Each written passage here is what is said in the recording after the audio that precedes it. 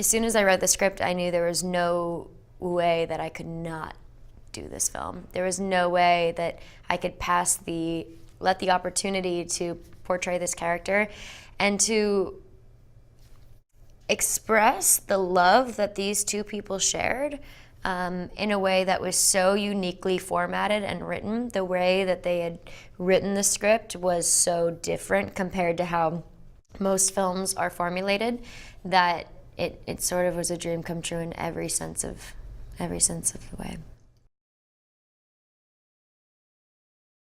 Adrift is a story of survival at sea against all odds after a couple sails into a Class 5 hurricane, one of the most catastrophic hurricanes in recorded history, and their boat seems to capsize.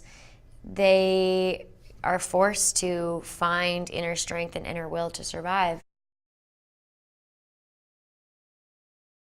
He inspired me so deeply to be a better actor, think of things from different angles, open my eyes to different ways of portraying a character within a certain scenario, and all the while did it with such a humble nature and such a lightness. I learned so much from him. The first time we met, it was just sort of a moment of deep awe, and we had talked so much before that I felt in a way that I knew her already, but to actually hug her and look in her eyes and hold her hands and receive the essence, the physical essence of her that I had been missing all of those months was a moment that I will never forget.